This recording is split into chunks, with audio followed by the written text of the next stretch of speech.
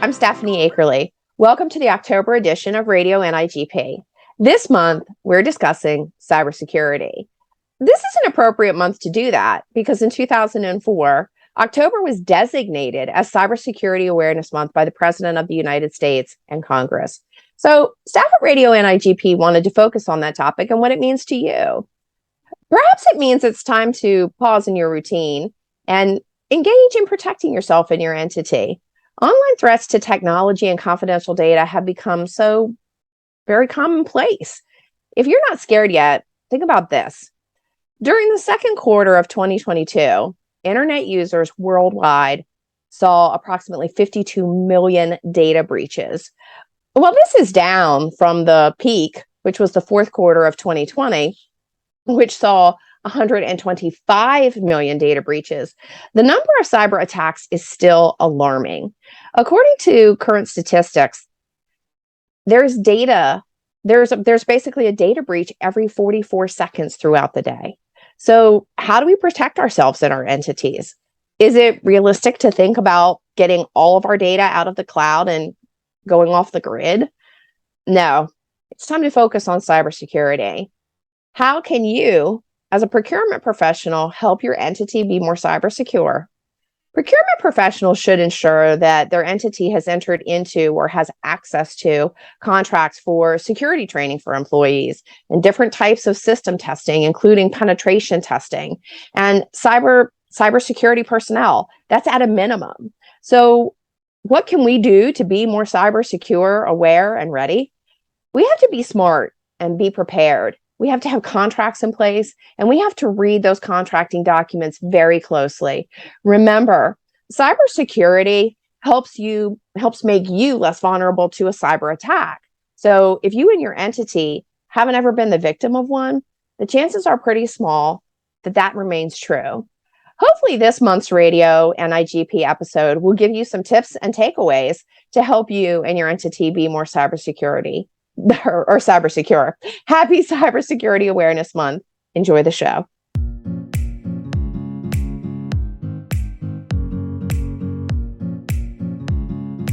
Hi, everybody. This is Tara Acton with Radio NIGP, and I'm excited to introduce you to the Chief Information Officer for my organization, Mojave County. We're talking with Nathan McDaniels today.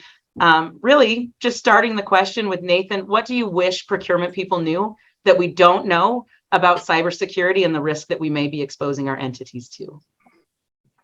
Thanks for having me. I would say the most important thing I wish procurement people knew was how much risk you manage for an organization, because you are the group that's interacting with external entities and you're taking in USB drives and electronic data and adding services and products to the organization that have significant cybersecurity implications, and you need to understand that you don't know what you don't know, because there are some products and services that may be coming into the environment that you would never imagine would be connected to the IT infrastructure of the organization, such as HVAC control systems, water sprinklers, all types of things that have serious risk associated with them when it comes to cybersecurity and how the door can be open to the environment. So what does that mean, Nathan, in terms of what we're purchasing that has an impact on the cybersecurity or potential cybersecurity? So for example, HVAC control systems, those systems are built, and a life cycle of updating them and closing vulnerabilities and security holes in them is never really considered. And we run into that on a regular basis. We have HVAC control systems here in the county that are plugged into our IT infrastructure, sometimes without our knowledge. And we discover that those systems are plugged in, and we discover that through vulnerability scanning and remediation processes that we use on the normal network environment. And we have identified specific sets of HVAC controls that have versions of Windows that are 7, 8, 9 years old with lots of known vulnerabilities that make them easily susceptible to being hacked and used as an intermediate way to damage the environment from a cybersecurity standpoint. And a lot of those controls or those systems are being implemented by public works, facilities workers who aren't IT people, and they're essentially quasi managing a piece of technology without really thinking about it.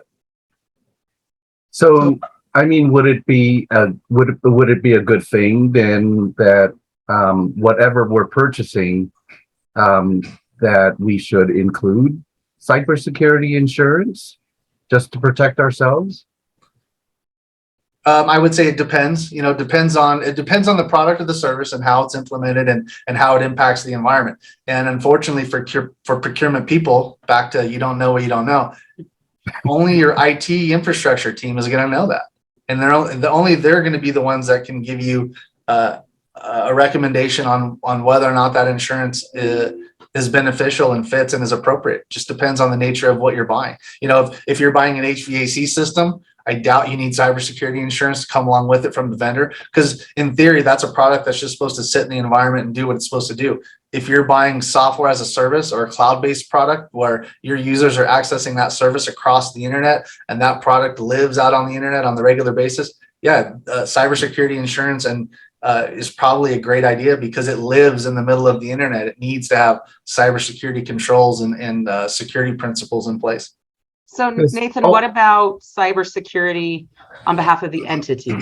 Do you think that there is a significant or the correct return on investment for, like, Mojave County has cybersecurity insurance as part of the Arizona County insurance pool. Is that something that would protect us from things like this? Or do you think that there is a better method or a different way to approach that? Cybersecurity insurance doesn't increase your security posture most of the time. You're betting against yourself. You're buying an insurance policy for a what if scenario, but you're not improving what you're doing operationally. So my perspective is that it makes more sense to invest into human beings that can actually do vulnerability scanning and remediation and constantly look at your environment, work with departments and employees to do security awareness training throughout the organization and get people to understand that cybersecurity is something that not only impacts them at their job, but also something that impacts them at home when they do online baking and configure their wireless robot vacuum cleaner to join their network, so that or their garage door opener so they can open it with the phone app, because everything's connected to the internet now and people need to understand and have awareness throughout their daily lives, not only just at work. Well, I like the idea of, getting the right people in place to help protect us. Like cybersecurity insurance is like any insurance. It may protect you some, but it doesn't stop it from happening.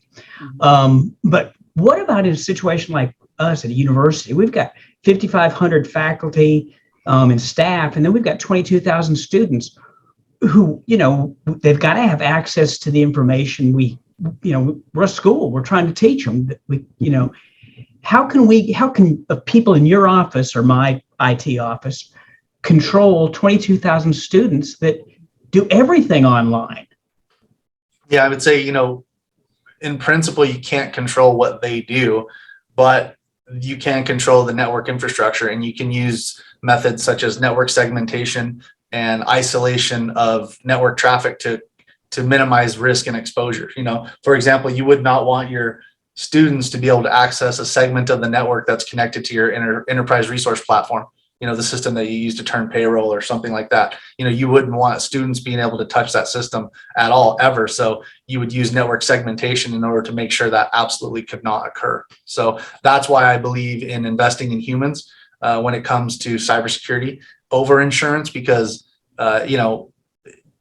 like I said before, the insurance doesn't actually change your environment, and technology changes rapidly every day, every minute. We see things change. We get notifications of new vulnerabilities are found all throughout the day, every day. And the only way to keep up with that is to have human beings actively working on it and responding to it. An insurance policy is not going to do that for you. What are the things, one or two things that would be the most important things for us to make sure our departments or our entities do? Is dual authentication, is that valuable? Yeah, multi-factor authentication is is basically becoming the industry standard as far as trying to absolutely shut the door on people being able to log into systems if they only know a username and password. Multi-factor authentication means you know something and you have something. And most commonly what we see in today's day and age is I know my username, I know my password, but I also have a cell phone and I receive a text message with the code in order to actually finish the login process. And that prevents people from being able to log in if they steal your username and password. Okay. Before we come to a close here, does anybody else have any final questions they need to ask? Kevin, Tara? No, I just want to in layman term, what I heard you said was like not to advertise apples, but I get a lot of updates for apples. Is that what you're thinking about in terms of making sure that the products and that we're purchasing with internet access or with network access to get that update on a regular basis to protect the entity from just like what my update for Apple, my iPhone, to protect my iPhone from all the intrusions? Yeah, I mean, that's exactly what's occurring. Updates typically perform a couple things.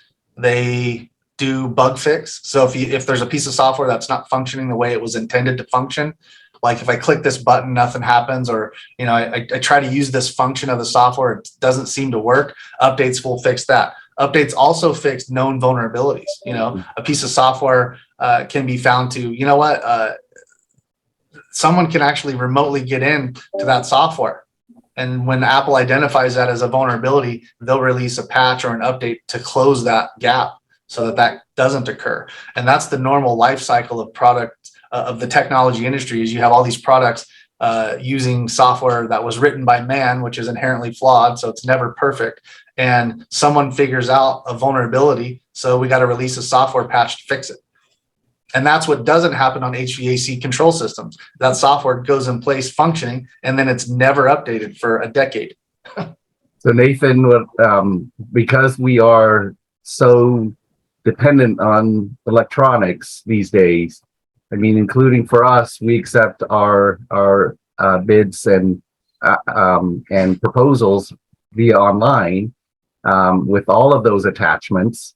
And the only thing we don't do is just we still hold to the paper for our construction projects, but everything else electronic, we are vulnerable to cyber attacks via those mechanisms. So we should all switch back to our paper process.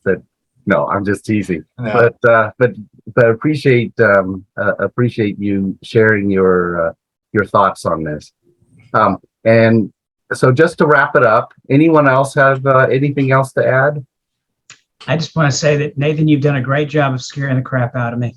I mean, that's the intention. And I sorry about the language. This interview, and you tell us that procurement is your biggest offender. Like, I want us to work with you. Well, thank you very much, Nathan, for joining us today. This is Radio NIGP. We'll see you again next month.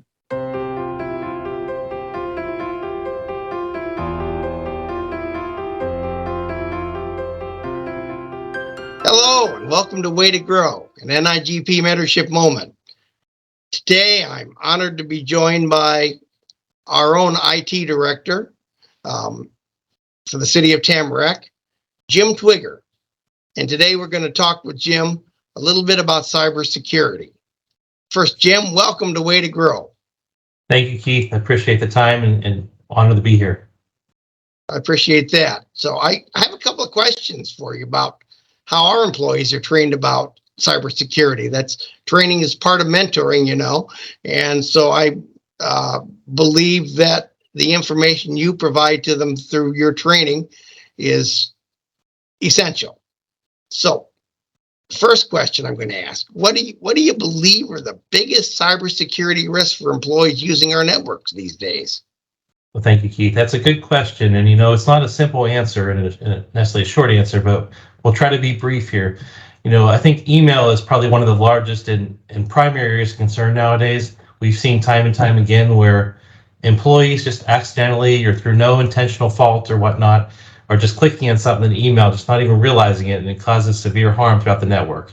We really have to be careful about what we do and know how to identify what could or couldn't trip us up or cause a problem.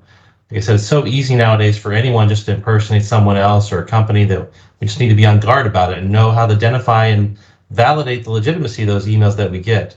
For example, looking for email domains that are sort of out of sorts or they look similar, but they're not yours, they're not the sender's organizations. They might have a poor quality logo or image in that email. Basically, if it looks off, then and don't click it. Don't do anything with it. We always encourage our employees, our users, to call IT. It's always better than safe than sorry. Along with email, there's also web browsing. Everything nowadays is online. We use web applications here and there for everything we do. So we're constantly visiting different websites, and we need to know and be on guard for that as well about what to look for. What's a malicious website?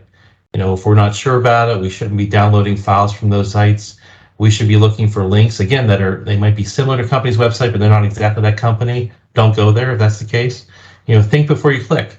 One of the benefits of from one of the cybersecurity partners we use here at the City of Tamarack is we have software installed in every computer. So whenever someone gets an email, when they click on the link in that email, it will prompt them before opening up the web browser and sort of give them a second chance to look at it to make sure it's legitimate before they actually open up that link. And lastly, and briefly, I'll touch on USB flash drives. People don't think about it, but they've become so ubiquitous nowadays that people just leave them lying around. They're so cheap nowadays, lying around in a conference room or somewhere in the hallway or down the street. If you pick it up, don't use it. It's the simplest thing. It's not worth the potential aggravation or potential problems it might cause.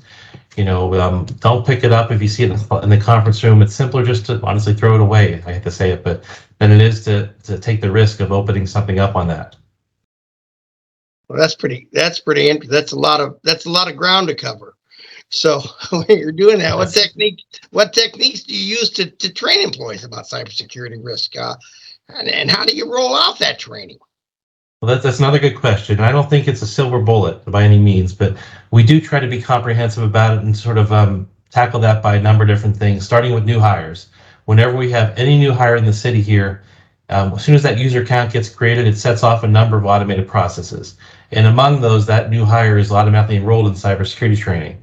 Through our cybersecurity partner, we already have a regimen or program developed with a certain set of classes that every new hire is automatically enrolled in and has to take during the first few months that they're here. And then annually as well, just as a matter of refresher, we also have every employee that goes through an annual training as well. Nothing long or too intense or complex, but even a half an hour or so of training every year just helps. And then we also do things throughout the year. I think we'll touch on a little bit here. Yeah, that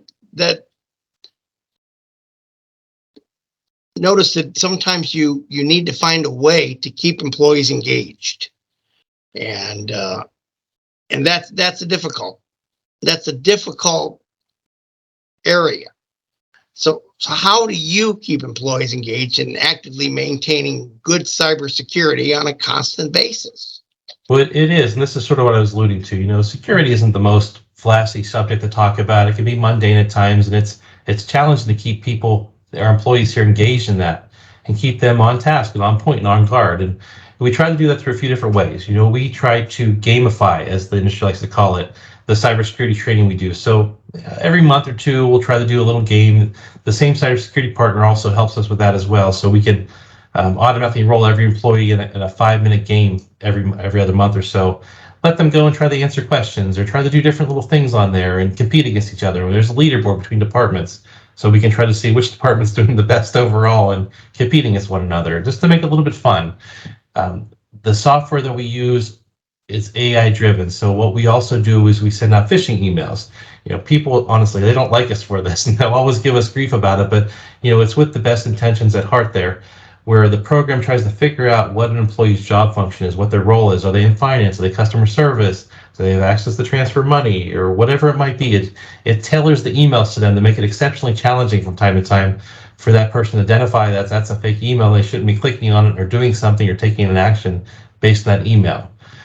We need to be able to identify those ways, and by doing this, it just sort of challenges people continually so they can continue to stay on top of their game. We do what's called phishing, voice phishing, basically, where we put in a set of phone numbers in for our employees into a certain software, and it will call those employees and try to see how far it can go with it. Like what employee is going to go and give them social security numbers or whatever it might be, to account numbers, that kind of information. We sort of see how far we can get with that. And we're not being malicious. We just try to do it to try to train people and try to train them what to look for when they get a call like that. If you're ever in doubt, hang up or call the company and back and at whatever phone number they have legitimately listed online. We also, I'm trying to don't want to reveal too many of our secrets here, but we also place USB flash drives around the city in conference rooms. We talked a little bit earlier about what kind of risk that is. Well, we purposely place them around the city with certain software on there to see who will take the bait, who will plug it into their city computer and try to open up a Word document.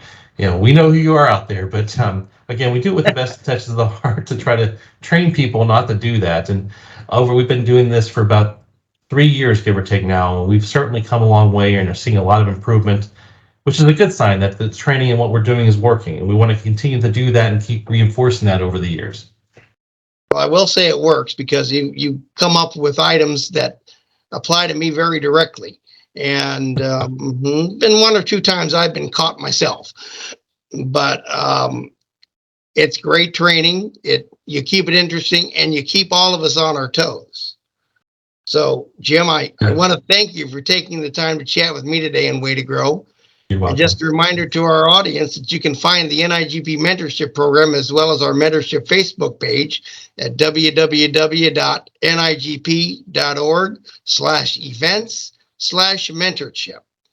And now this is Keith Glatz speaking and hoping that you'll join me soon here on Radio NIGP for another Way to Grow segment, and reminding you that this is Radio NIGP.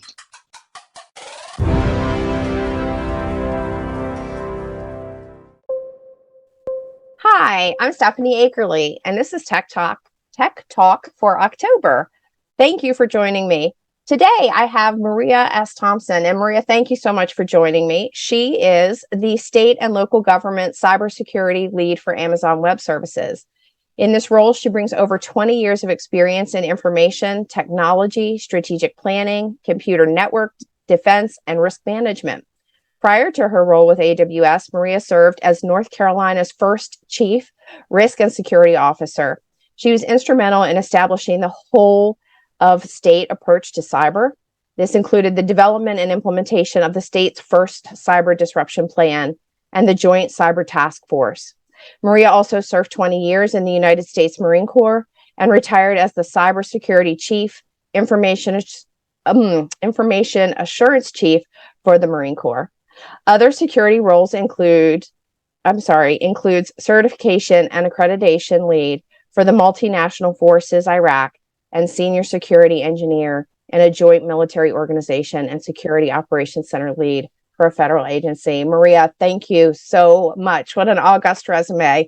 Thank you, Stephanie. No, thank you. So first, I'd like to ask you, as the Chief Risk and Security Officer in North Carolina, you said at Forum that it took you a while to get comfortable about putting your information in the cloud, but you did some research and you got more comfortable. So what research did you do, and what would you recommend that others do?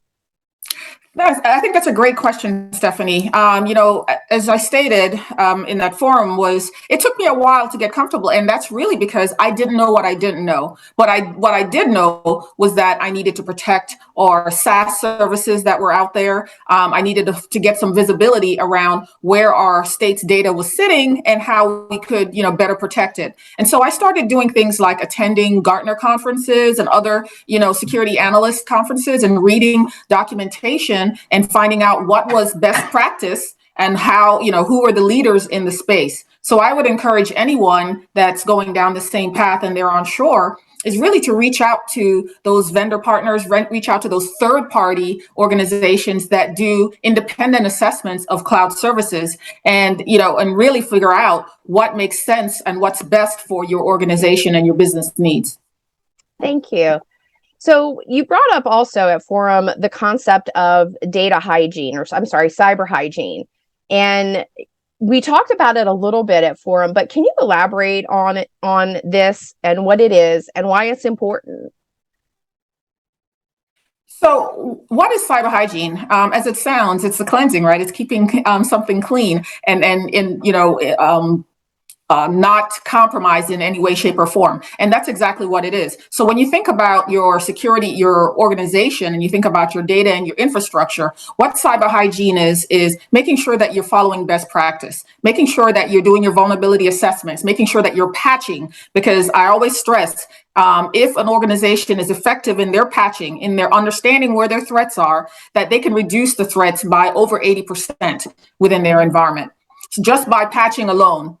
And then, it's following, again, best practices as far as implementing technologies like identity and access management solutions and multi-factor authentication, being able to manage who has access to your data, when they have access to your data, having those granular level of security controls. Again, think about your vulnerability management program. Think about how you're training and educating your workforce as well. So there's always a people part of it. It's people, processes, and technology. Right. And I always hear this, that employees are the first line of defense. And so not having, Absolutely. right. So having that security training for employees is so super important, and just like a consistent reminder of what those security policies are. So thank you.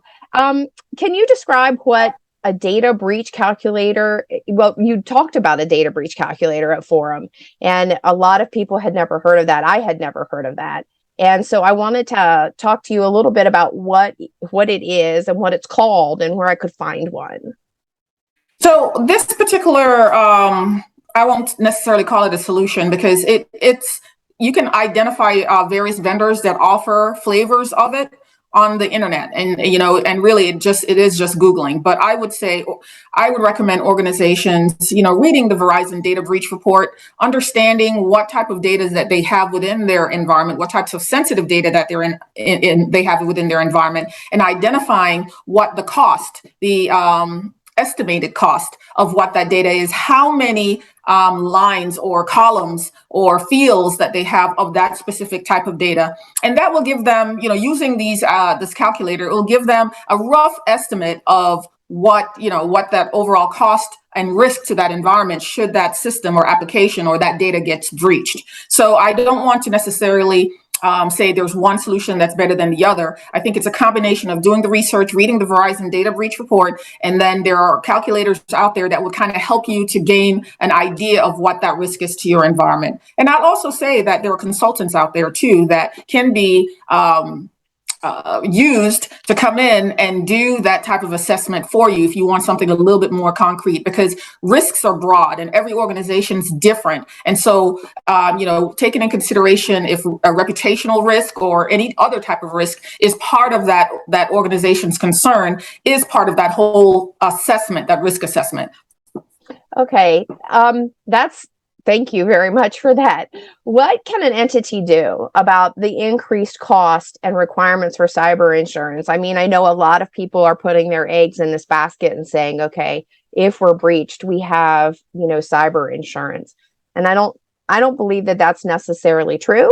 And I'm hearing a lot of talk about agencies who are saying it's too expensive, or we can't pass the test to get the cyber insurance. Now they're asking you to fill out a questionnaire in order for you to be able to become insured. So what does an entity do about that for those requirements and cost increases? So, as you mentioned, the cost is going to get higher. It's not going down anytime soon because, the threats keep coming, right? And it's a business for these cyber insurance carriers, and they're losing money. So what I would recommend is focusing on those key things that an organization needs to do to ensure that they are secure and that they're compliant, that they're building resilience within their environment. Think about those things like cyber hygiene, as I mentioned before, implementing those best practices, because regardless of whether or not they have cyber insurance or not, the carriers now require them to have these capabilities also within their environment. So, instead of focusing primarily on risk transference through the cyber insurance mechanisms, I would say strengthen your core security infrastructure first and consider cyber insurance as another tool in your toolkit so that if you do get breached, you have another mechanism that you can tap into to help you with forensics, can help you with those legal ramifications that you may have, especially if you have customers from multiple parts of the globe in general, and handling those GDPR requirements and so on and so forth. So focus foundationally on securing your environment, looking at those vendor solutions out there, cloud services that can offer a more secure platform for your keys to your empire, your critical applications, leveraging cloud services that offer best of breed, like zero trust architecture, those types of things, the principles of zero trust within foundationally to their organization, and building their application and strengthening and leveraging security tools to lock those that environment down. So just listening to what you're saying about cyber insurance, do you think it's a necessary evil, or do you think it is something that, in fact, entities, if they were better or could get better about, securing their own vulnerabilities or, kind of plugging those vulnerabilities, that basically this would be a last resort instead of what I'm seeing, which is where they're looking at it as a first resort? Right. So can we get to the last resort with cyber insurance? I mean, is that really an option at this point? I think it is. And, it goes back to what I just stated as far as, where their focus should be. I've seen organizations leverage cyber insurance as a way to transfer that risk that, it's going to happen. I have this set of money over here. But instead of doing that, they should, again, focus on building that security into their environment, following those best practices, implementing those best practices. And then as they look at cyber insurance as the last resort, if you will, when something does happen, that they can really scale down based on what they really need. If you don't have a forensics retainer, if you need a company to come in and to identify when did the attack happen, when did the incident happen, so on and so forth, then, leveraging your cyber insurance for those types of things. Because at the end of the day, if something happens to your environment, you're still responsible for rebuilding that environment. And generally speaking, cyber insurance doesn't cover the cost of recovery to that environment. So there's a huge cost associated with that. Whereas if you build a resilience into your environment, recovering your data, whether it's sitting in a secure cloud container or your application, is a lot faster than having to trying to figure out at the last minute scramble on how to rebuild that environment. Okay. And this is my last question for you, and I really do appreciate you taking so much time with me today. So if you are cyber attacked, and let's say that you do have insurance with that, and the insurance company gets to make the decision whether or not they pay, right? I mean, that they get to look at what has happened and make a decision about what they're paying for and what they're not. I mean, it's kind of stated in your policy ahead of time. So my question is it less expensive to endure the cost of an attack? So if I understand your question correctly, the question is whether should we pay the ransomware or should we not? And I would say this is something that I've been preaching, is let's focus on building resilience in your environment so that you don't have to even have that consideration on the table. If your data is resilient, if it's encrypted at rest, if it's encrypted in transit, if you have those solid security capabilities, functionalities put in place, who's accessing your data, you put MFA in place. Again, those foundational security controls, then the concept of when you do have a disruption of having to resort to paying the ransom is off the table. So, we want to get to a world where payment of ransomware is not even a thought. And that because we know we can quickly recover with confidentiality, integrity, and of course, the availability. All right. Thank you so much for that. Do you have any closing statements or thoughts for our viewers? I just want to wish everyone a happy Cyber Awareness Month. And remember, security is everybody's responsibility. And at AWS, it is job zero. It is a top priority for us. And we're here as a partner with you in your journey. So thank you very much, Stephanie, for having me. Thank you, Maria.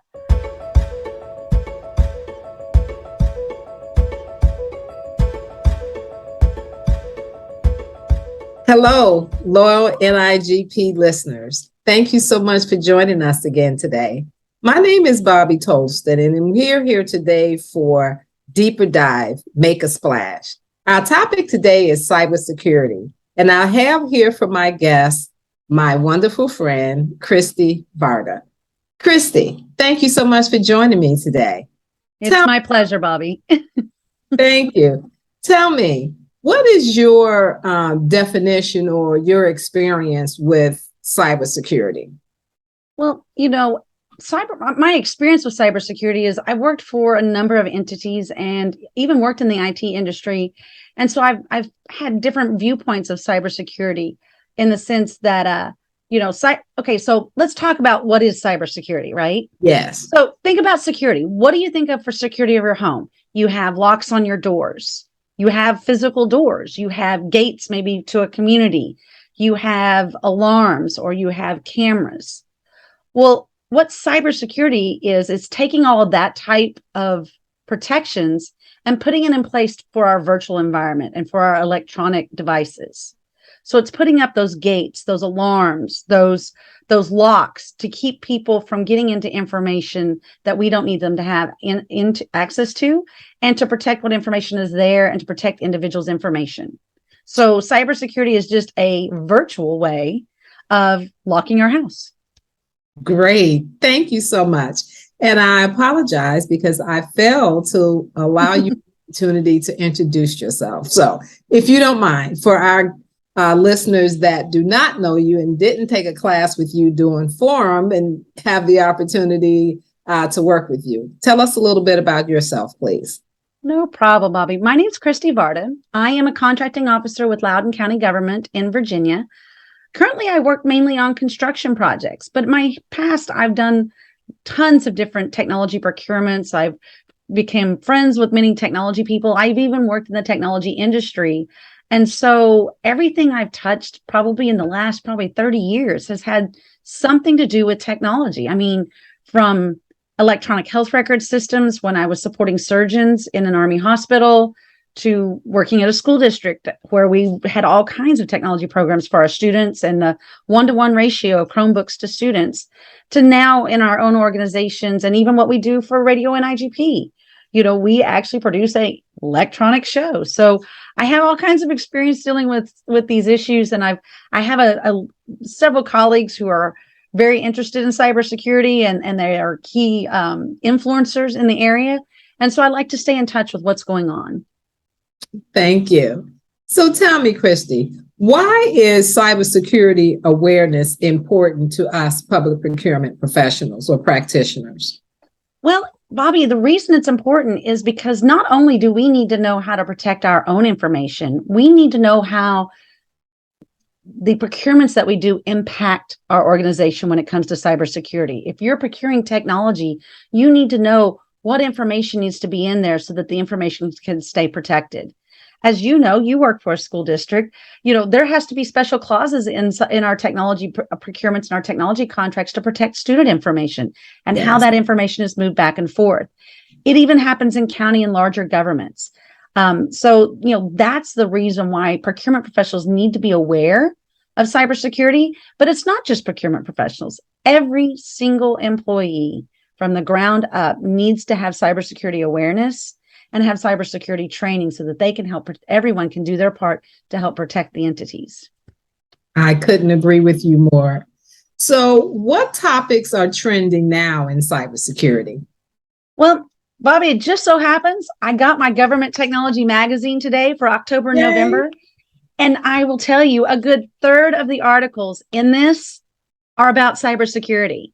There's the trending topics of that is there's a shortage of funding for public entities for cybersecurity. We like to talk a lot about it, but we're not putting the money back to back up the words to support the entity in maintaining their cybersecurity.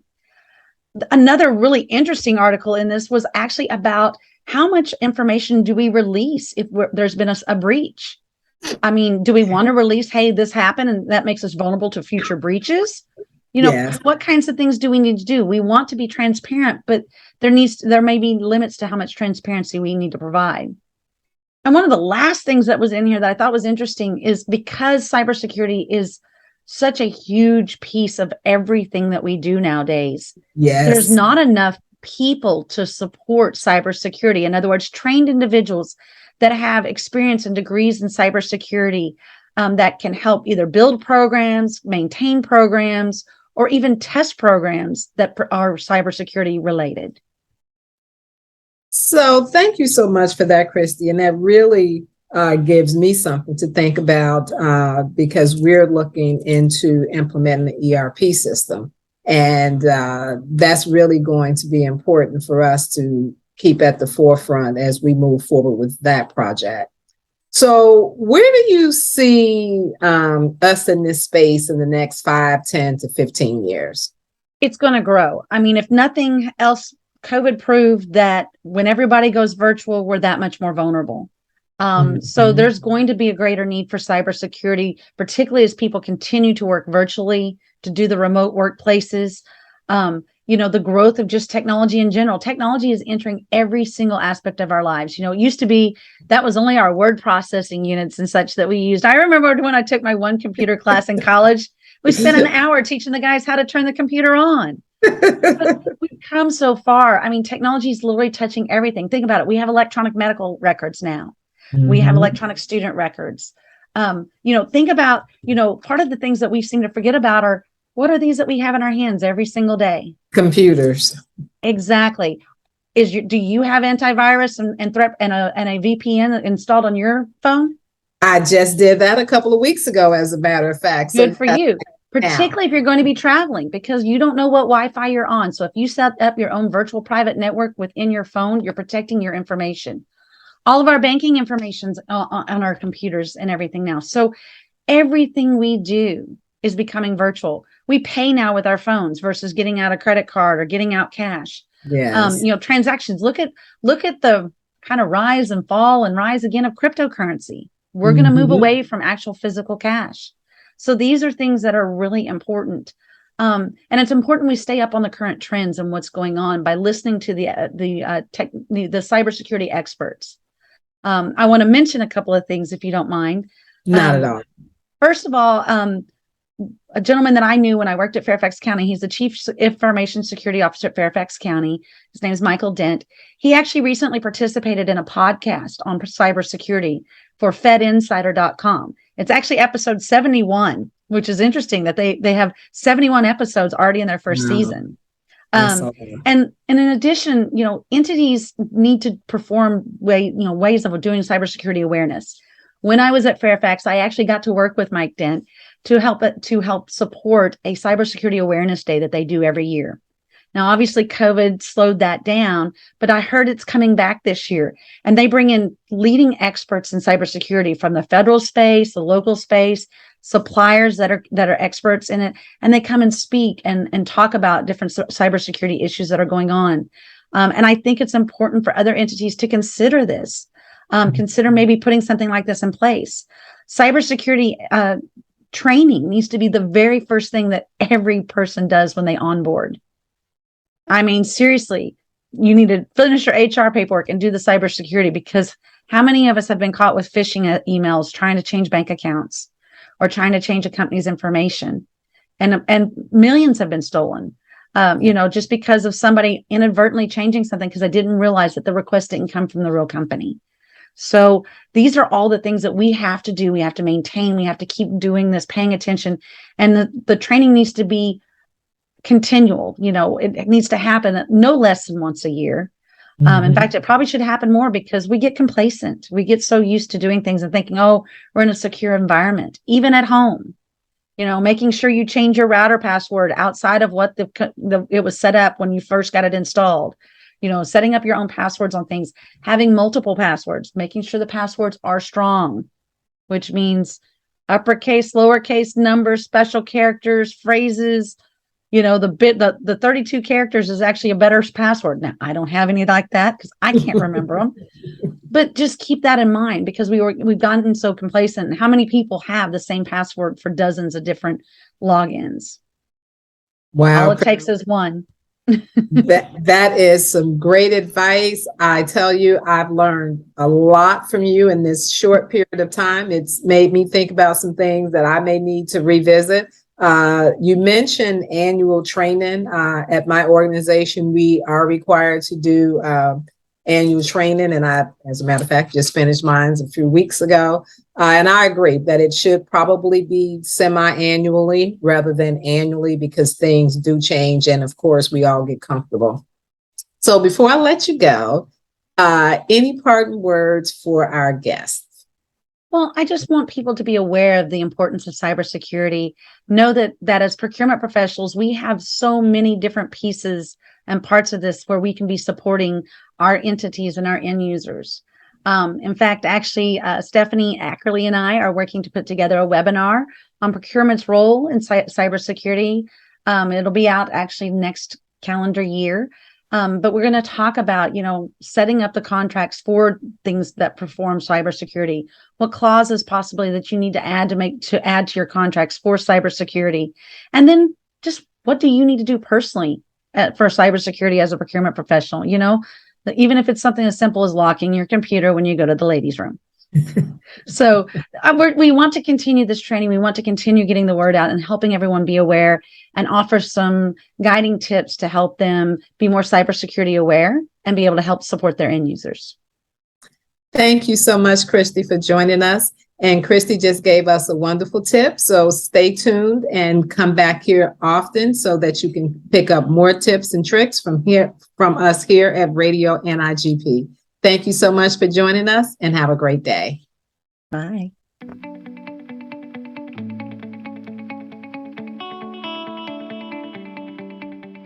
Hi, this is Tara Acton with Radio NIGP, and I'm very excited to introduce Kate Rotella to the Radio NIGP family.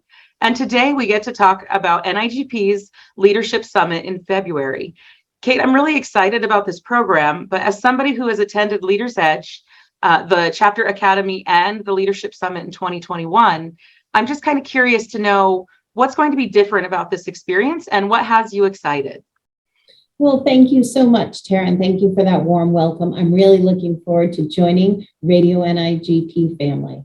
I'm really excited about the upcoming Leadership Summit that will be in St. Louis, Missouri, from February 2nd to the 5th, and I'm hoping members can join us in person for this new leadership training. We're going to bring together procurement professionals from various career stages to participate in our 3 flagship leadership programs. And as you mentioned, Tara, that includes Leaders Edge, Chapter Academy, and our new Leading for Impact program. This new program elevates leadership skills while participants work to solve the most pressing and critical challenges facing our profession.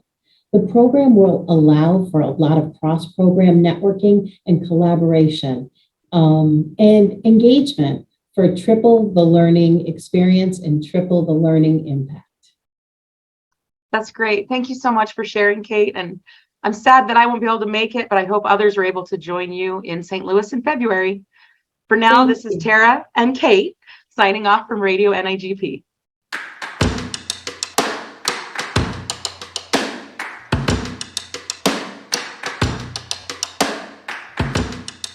My name is Jenny Justiniano, and with me today is Brian Smith. Let's see, my name is Brian Smith, and I am the purchasing manager for Multnomah County in Portland, Oregon. And I've been the purchasing manager for about 13 years. And let's see, I've been actually with the county for almost 30. So it's been quite a while. But to get on this visionary view this month, I thought that our discussion today is to highlight what your role is representing Multnomah County, but also being a chapter ambassador for NIGP, but also in the local chapter, which is OPPA, Oregon Public Purchasing Association, and the Columbia chapter, that you've been instrumental in really getting the legislative role be a part of that contribution. So how long have you had that role? and what does it entail?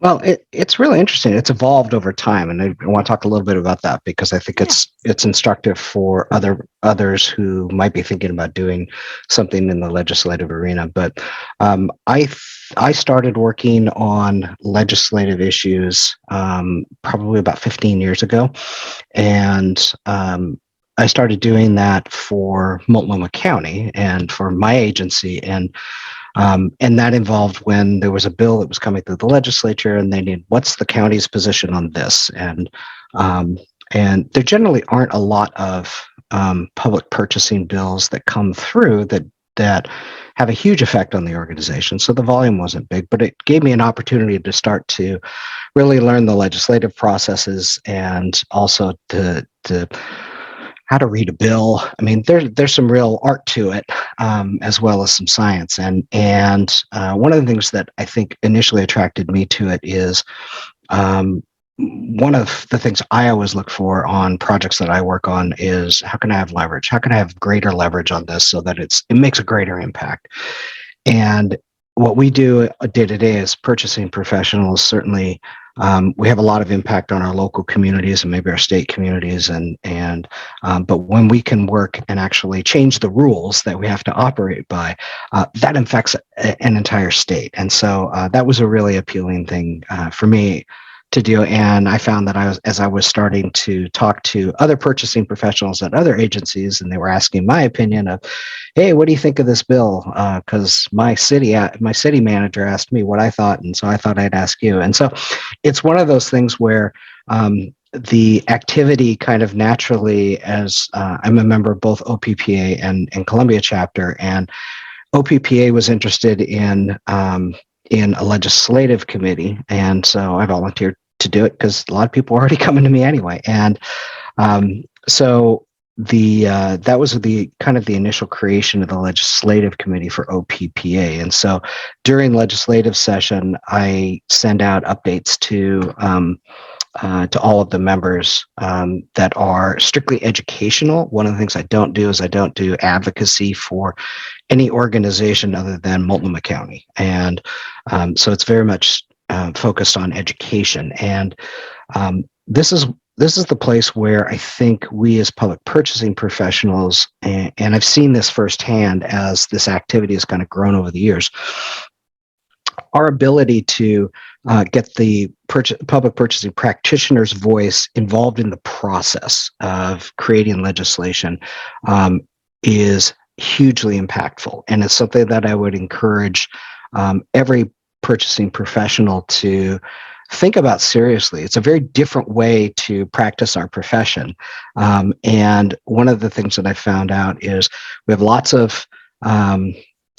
there are lots of organizations to work with. This is very much when you're doing legislative work, it's certainly taking positions for your own agency, but it is also what I found is there's a network of folks that you can coordinate with to help impact the legislation, whether those are the lobbyists for your own agency or for usually organizations like in Oregon, we have the Association of Oregon Counties and the League of Oregon Cities. So cities, counties, special districts, school boards, they all have their professional organizations that are usually statewide. And those folks have lobbyists. And those lobbyists often, are having to deal with lots of areas of public policy, and to be able to offer our services to them to say, hey, I'm a public purchasing professional, and I can, provide input on if this bill is going to have a big impact on counties, or if it's not, or if it's a good thing we like it or not. So those are as I've gotten working with lots of different organizations and lots of different individuals, keeping my practitioner hat on and staying in my lane.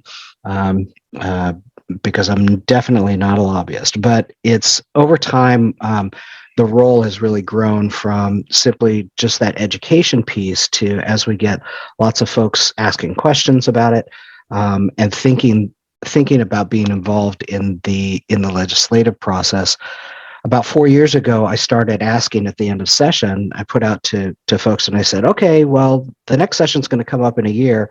Does anybody have a good idea for, what needs to change? What laws are bad? What laws, do you want to see change? And we had a brown bag, and out of that, I think the first brown bag we had, we generated probably 30 different ideas.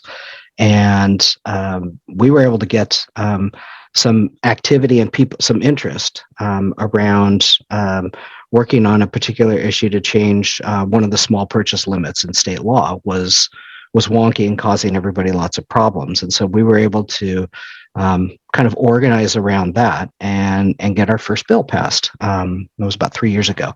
And ever since then, it's grown at the end of each session in terms of putting that call out and having kind of a brown bag and saying, what laws do we want to see change next? And in this last go round, we actually ended up with 3 separate groups. So there's a total of about 25 individuals, I think, who are working across 3 separate groups who are working on getting bills. And I know one of them will have a bill. We're trying to get a sponsor right now, but when our legislature opens next year, we should have a bill. So we're trying to get a sponsor right now. But to see that kind of impact that is started by and promoted by the people who really know the process and know what's broken and know what needs to be fixed, it's been super gratifying. And I think moving forward, knowing that lots of people are empowered now to work in the legislative process, it's not just me giving out educational information, but starting to see this grow and expand in the state of Oregon, to see lots of people involved in it has been super gratifying to me. It is, but I think speaking in our capacity as public procurement professionals, we bring expertise to the table, which not other folks have. And I think that's an important voice to be included when policy is being made, particularly on a state level. Policymakers and in the legislature's case, the lawmakers need to understand the downstream impacts of how creating a new law is going to either help or hurt, and what some of the often unintended consequences might be. And we can speak to that. Yeah. I know you say you're advocating for Multnomah County. Part of that process, are you guys also ever consider the supplier community and how that will impact them? Yeah, I think that's often one of, I guess when I'm putting together an assessment of, what the impacts of a particular bill might be, I think equity and inclusion are certainly key values for my organization. And one of the things that I've often had when I kind of applied an equity lens to it is, how will this bill affect, small businesses or certified firms or firms in our local community. So yeah, that's often one of the areas that we can speak to. Definitely. So thank you for that, for sharing that. And for those that whose chapter does not have this function or this role, what would you like to leave them with your words of wisdom?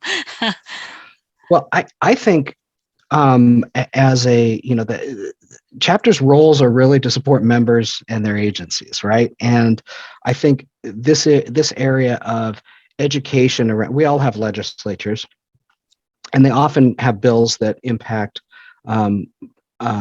public procurement, and we are in a unique position to provide input on whether that something's a good idea or not in that area.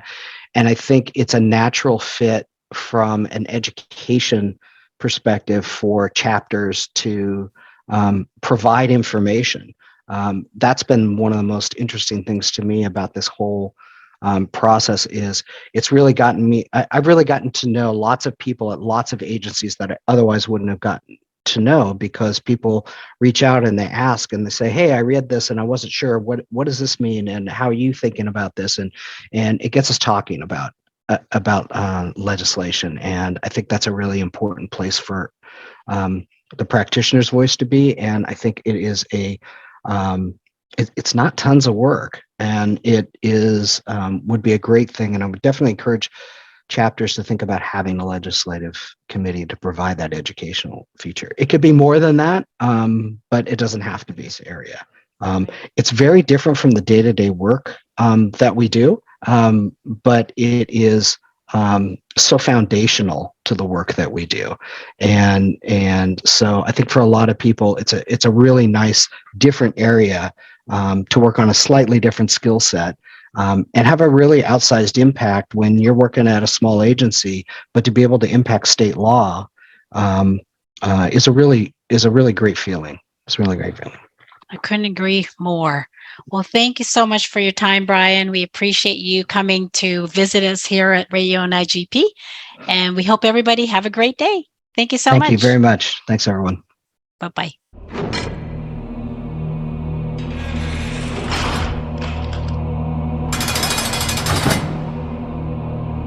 Welcome to my segment, I Do Not Look Good in Orange. As you all know, most of the time, I present to you an ethical violation that occurred in the news that ends up with people being in jail. Well, so far, I don't know of anyone who has gone to jail on this one, but I am bringing to you a special segment this month about some cyber attacks that happened among several HBCUs across the state last year, last fall, actually. I have with me my special guest, Mr. Travis Johnson. Travis and I have been friends for these past 9 months since I got to South Carolina State University. And let me just open it up, and I'll start with the very first question. Travis, South Carolina State University was hit last September, like the 21st. You and I just talked about that, but there were several other universities that were hit as well. Who were they? Prairie View, A&M, Howard University. There was some other. And then that one specifically in Illinois, right? Lincoln. Yes, Lincoln. I want to say, because there's a couple of Lincolns, and I don't want to say, oh, this one or that one. I want to say the Lincoln in Illinois. It was in Illinois. Okay, yeah. so and then there was also a couple of community colleges / junior colleges that got hit with ransomware, and there's a plethora of school districts too. And earlier yesterday, I was reading that I want to say the LA school district got hit with ransomware.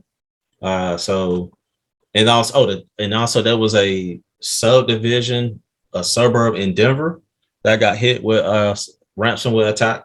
So, and I read almost all across the state of Texas last year in small and locals that got hit. So, Travis, before we move any further, I'm going to ask you, what actually is a ransomware attack?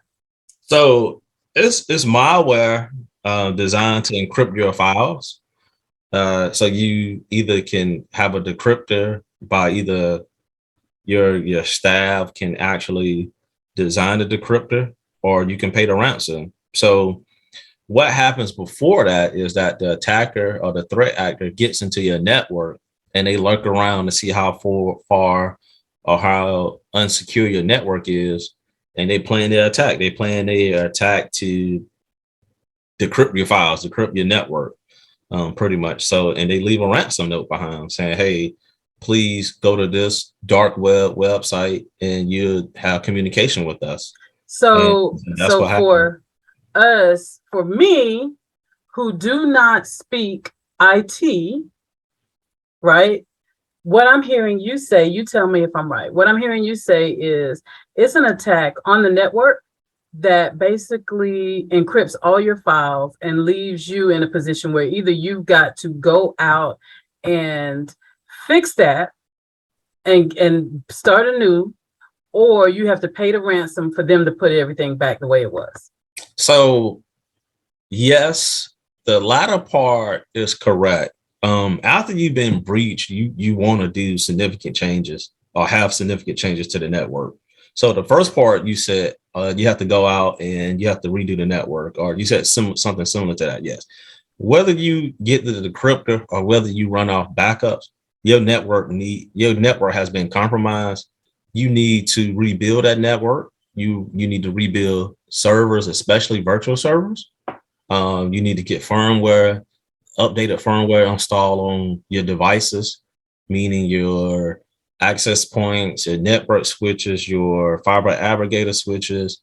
You need to make sure the servers you're rebuilding have the latest, especially your physical servers. Your host servers need to have some type of firmware BIOS update ran on them, firmware updates. Those things needs to happen to your network. And So I'm sorry. I would say, and that entails you or that specialist state agency going the procurement route to making sure that they get the right devices or the right company or the right personnel to come in to help with that, because that depends on the size of the organization. That can be a tall order. It will be a tall order. But so that you just gave me a good segue to my next question. As you were going through the process, what support did you need from the procurement team to recover and rebuild? So I want to start with this. It's going to be probably a longer answer than normal. One, when we contacted SLED, when we contacted those other, those law enforcement agencies, they actually gave us a list of company that does network recovery or disaster recovery, or so we chose one of the companies that was on state contract for that. So that was our initial start. Along with the next step was we got with the business office to contact our insurance company. So our insurance company brought people in. So that was the beginning of us using the company on state contract. All right. So what can procurement teams do to help mitigate, or to help IT, mitigate and avoid these risks, Travis? So one of the things I would honestly say is that procurement and IT needs to do a risk assessment or a vendor assessment on the vendors that's on a state contract. And we need to go through all the categories. Hey, what is this category? What is that category for? There's some cyber security categories that's on state contract. There's some network categories on contract. There is certain vendors can sell state agencies certain products on state contract. To me, I think the IT departments and the procurement department needs to probably take a couple of Fridays when there's no hot button issues going on and say, hey, let's do a risk assessment on the vendors that's on state contract, or vendor assessment. Excuse me. I don't want to say risk assessment because, the risk will come. Okay, if we do this, we're passing the risk on. What risk will we be passing on to these vendors in this case? And I think procurement needs to be part of those roundtable discussions when we're talking about or preparing for cyber attacks or any type of attacks, or if the network interruption goes down. So, or the network goes down more so that, if there's an interruption, or there could be an event, there could be a building or a floor that goes down. Okay, what do we need to do to get the product in the next day, the next business day? So those things is important. And so you raised a good point. A lot of what we find are in state contracts. In other states, not so much here in South Carolina, as it is in other states. There are so many cooperatives that have these IT contracts in place that can be helpful. And so I like what you have to say about, let's take a look at what's already in place that we can go ahead and buy and get these resources to our entities so that they can have what they need without us having to go through these long extended processes to get them purchased. Correct. Thank you for that, Travis. Now, Travis, I just wanted to say that I'm really honored that you would come in and sit down with me and have this conversation today. Do you think this is something that we could do in the form of a webinar? Because I know that there's way more information. Absolutely. I think one of the things too we can probably do in the webinar is do a mock vendor assessment. Or we could do one webinar we can do is a roundtable discussion. What if we get hacked? What or something around that title?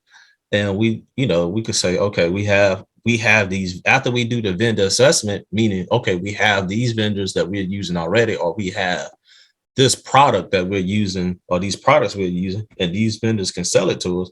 So, just in case one vendor can't sell something or can't get it to us the next day, we need to go to the next. We need to know what vendor we need to go to next.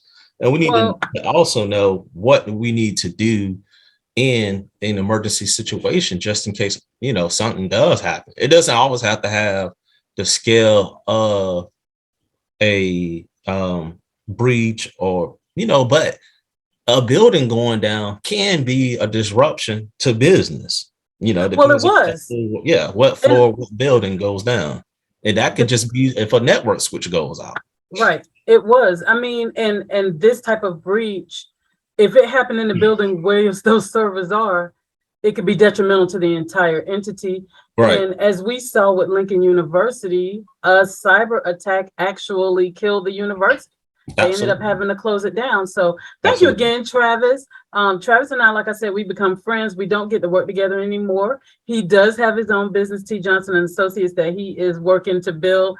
And I'm grateful that he actually gave me this time based on our friendship. There's so many articles out there. I will definitely provide links to you all for them. And of course, you guys send me some articles because I save them. And I actually have one that Christy Varda sent, thank you, Christy, about someone inside of an organization planning a cyber attack. Of course, we always want to know what those threats are and how we can stay out of the gray areas. Right. And I like to share them. And so send them to me. I save them because, Travis, I say it all the time. I might look good in black, but sir, I'll never look good in orange. Thank you all for being right here.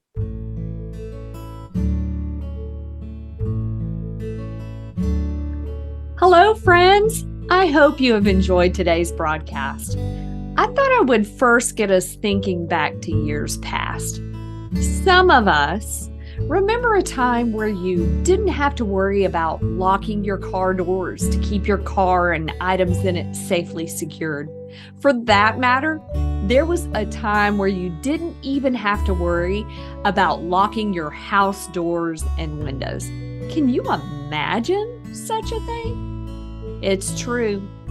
But now we have to be even more intentional to secure ourselves and our belongings from those that threaten to take or destroy our things. It seems so natural for us to think about securing our vehicles and homes. In fact, some of us go to great lengths to do so, to include installing alarm and video security systems and motion sensing lights and video doorbells. Companies even hire security officers to monitor the building, or even put bars on their windows to help ensure that they maintain a secure environment.